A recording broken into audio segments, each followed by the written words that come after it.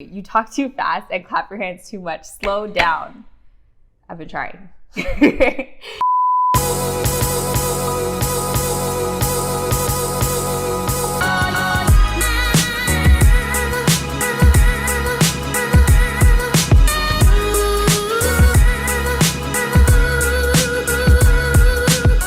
What's up guys, welcome back to my channel. My name is Ariel if you didn't know. So today's video is gonna be a little bit different, a little bit more casual for you guys. So it's gonna be all about the questions that you guys ask me. So I know I get a lot of comments on my YouTube videos that sometimes I don't get the chance to actually respond back to. So I thought this would be a really cool way where I can kind of respond to you guys in a video form and give you guys a more in-depth answer. And even if it's just comments or questions, whatever it is that you guys have, my team is actually the ones picking the questions or comments. I have no idea which ones they are, so it's completely unbiased.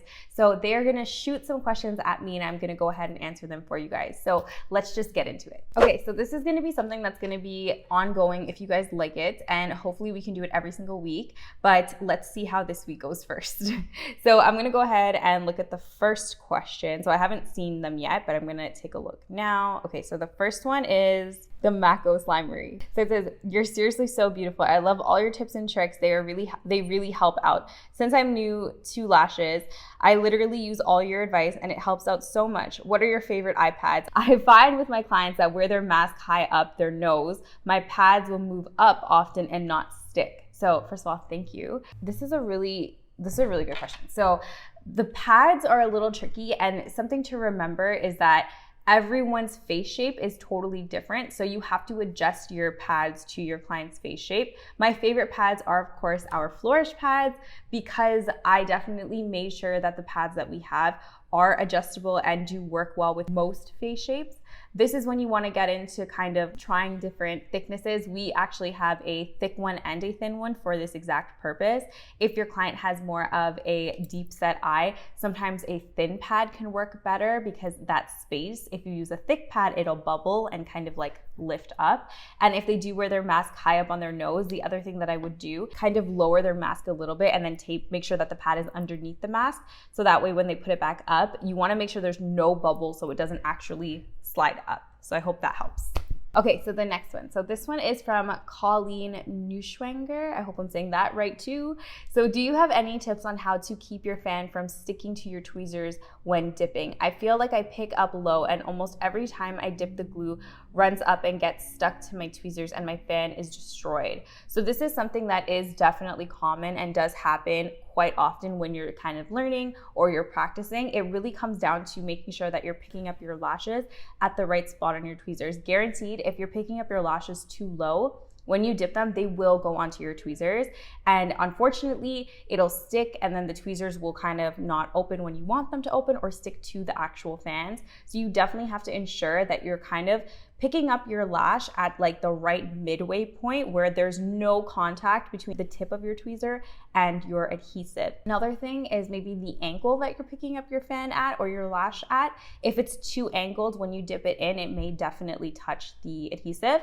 But if you're picking it up straight, that way you're able to kind of dip it in without worrying that your tweezers are gonna kind of go into the adhesive as well. Hope that helps. Okay, next question. Terry Santry, "You talk too fast and clap your hands too much. Slow down."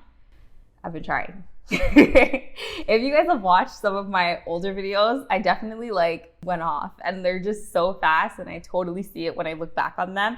But if you guys continue to watch my videos, from those of you who have been watching me previously, you will notice that I have definitely slowed down. I have reduced the amount of clapping that I do, and I'm really trying to definitely be more slower or more at ease when I speak to you guys.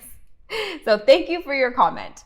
Next question is Kelsey P. "Damn, she consistent. Appreciate you." Okay, this isn't a question, but I appreciate you for appreciating me. So I thank you so much for this comment. I'm happy to know that you appreciate my consistency because it is definitely something that we strive for, and I'm definitely doing my best to make sure I give you guys as many videos and as much content as I possibly can. So thank you for your comment. Okay, this one is from Bonnie Ella. "I have a question. What are your tips for lashing in short, thin lashes? I do my mom's lashes, but it's difficult because her whole eye is short ones. Okay, so this is something that I know a lot of people struggle with. In terms of lashing short lashes and lashing thin lashes, it's a little bit different because you can have short lashes that are really strong that can handle a lot more, but then you can have thin lashes that could be long that just can't handle anything. So I think she's referring to like short, thin lashes. So that's definitely a little bit tricky when you're trying to pick the right set. I think your best bet is to definitely, if you're looking at like a classic, your best bet would be to kind of stick to the lower weights, like a 0.15, and definitely stick to shorter lengths. So in this scenario, I definitely wouldn't go anything higher than like an 11, 12 on like the outer corner. But for inner corners and centers, I would keep it at like 9s, 10s, even 8s. And honestly, it'll look really, really nice. It's just a matter of wanting to keep the integrity of the natural lash healthy at the end of the day.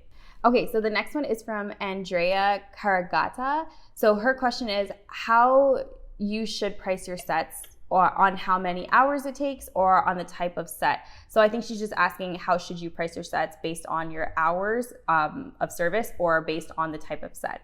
So I do want to say that when you're talking about pricing sets, you do want to base it on your local area and where your market is, right? Some people have a very expensive area versus a cheaper area in terms of the lashing industry. So you definitely have to take that into consideration. It's hard to just throw a number out there. But in terms of how to price them, whether it's hours or the type of set, I always recommend pricing them on the type of set because I think it's also just fair for the client in that scenario too. If you start pricing on hours, sometimes it's just one person could take an hour and a half and another person can take 3 hours, but it's the same set and it could be the same look. So I personally recommend pricing them out on the type of set versus hours. Okay guys, that is it for today's video and it for today's questions or comments. If you guys want to get your question or comment in one of these videos, be sure to leave me a comment down below. Tell me if you guys like this idea. I think it's something new and cool that can be exciting. So tell me if you guys like it. Don't forget to like, comment, share, and subscribe, and I'll be back with something new next time. Bye.